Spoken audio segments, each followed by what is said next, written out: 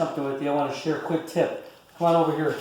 I've got a 2002 Yamaha Banshee, and this is a quick video on how to drain and fill your coolant.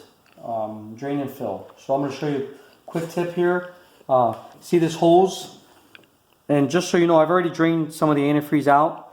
So I'm going to expedite the video a little bit. But see this hose right here that goes to the lower radiator? Now as you can see, the exhaust is off because I'm doing some other work on this Banshee. But what you do is you remove this hose clamp here. This is your water pump cover. Here's your clutch basket. Here's your kickstarter. Just all for reference as to where we're at. We're on the right side of the ATV. If you were sitting on the ATV, it's on to your right. So what I did was I had my trusty oil pan ready. Okay, oil pan, coolant pan, you know, just for all types of fluids. And what I did was I brought the oil pan up close and I disconnected this tube. Okay, and what's going to happen is I actually pinched it. You're going to have all kinds of antifreeze coming out of there. Okay, now like I said, I previously drained this. I'm not going to pour the antifreeze back in to remake the video. I wasn't going to make a video of this, but I decided to at the end. So basically, once it drains out like here, okay, now you're still going to have, basically when I did this, those antifreeze just flowing like crazy out of the radiator, out of the block, and back in here. You're going to have some antifreeze coming out of this port too. Now, you've got the water pump in there, and you got the water jackets for the cylinders. Now see these screws here? You can pop these out and drain the cylinders if you're going to remove the cylinders. Although, you know, being that this is an 02, I thought to myself, I says, why take a chance in popping this out? I mean, maybe they're fine, but what if I pop this off and I break the bolt in there? You know, I just don't want to deal with that. Now, if I was rebuilding the cylinders and I break a bolt, I'm not worried about it because you know what? I'll just, I'll helicoil it, drill it out. You know, I can easy out it, whatever.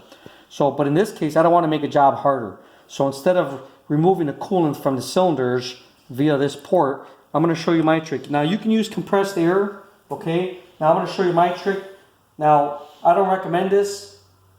This is just the way I'm going to do it right now. I would recommend using some light compressed air, okay? But I'm going to do this is my way of doing it, just without, this is just a fast way of doing it. You wipe all the antifreeze out, right? You don't want to get any of this stuff in your mouth because I'm going to literally blow into this hose. So what I do is I take a clean rag, I put it over it, and I'm going to show you. I'm going to blow through here, not too hard. And if you use compressed air, you want to put your hand around it and lightly put light pressure. Because if you just shoot a lot of air in there, what it does is your back flowing through the radiator, through the head, and you just don't want to put a lot of pressure through there. It's going to shoot out. So I'm going to show you. Take a look in here. Okay, watch.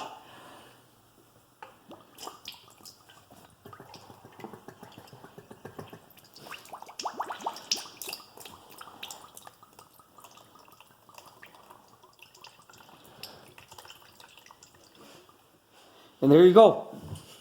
So you keep doing that a few times, very lightly. Don't suck in, and then you go.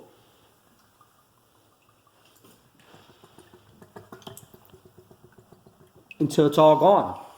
And then you got most of your 95% of the coolant, probably 98, 99% of the coolant's out. There might be a little bit in there. If it really bothers you, you can always, pull the cover off.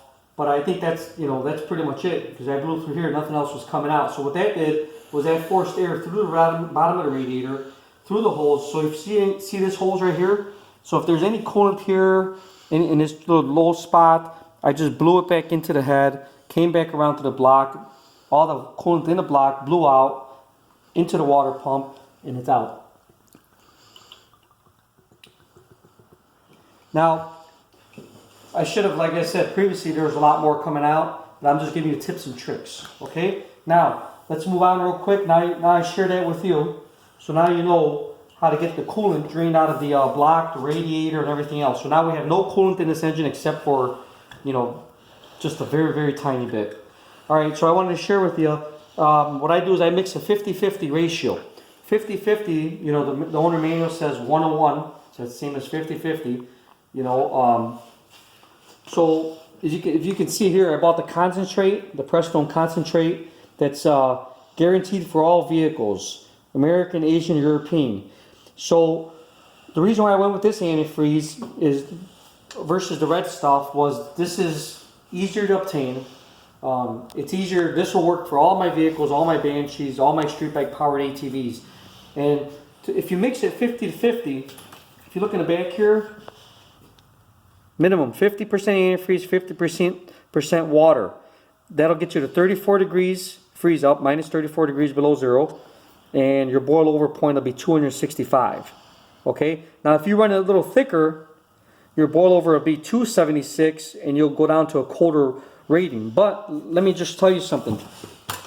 With less water, when you go 50-50, it actually cools better. Yeah, the boiling point's a little less than if you went like 60-40, but the water is actually what really cools your engine.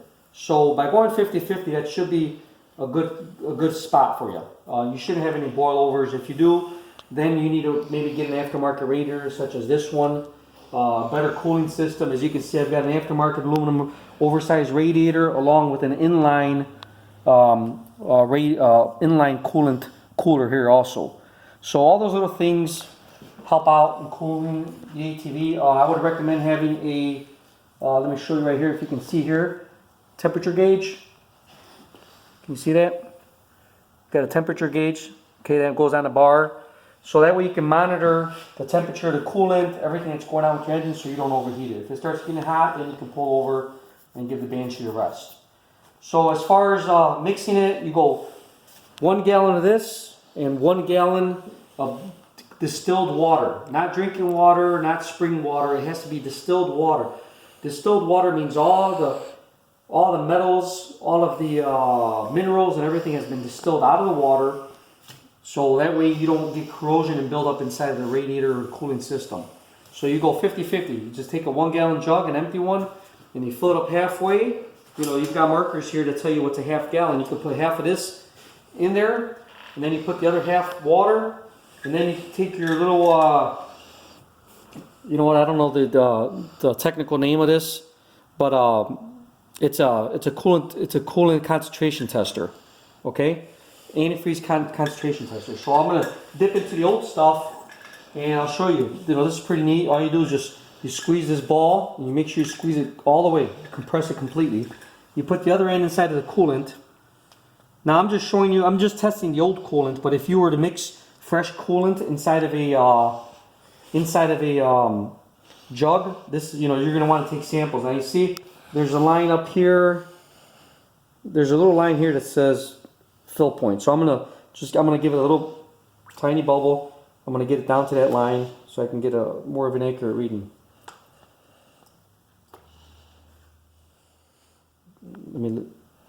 Okay, just about there.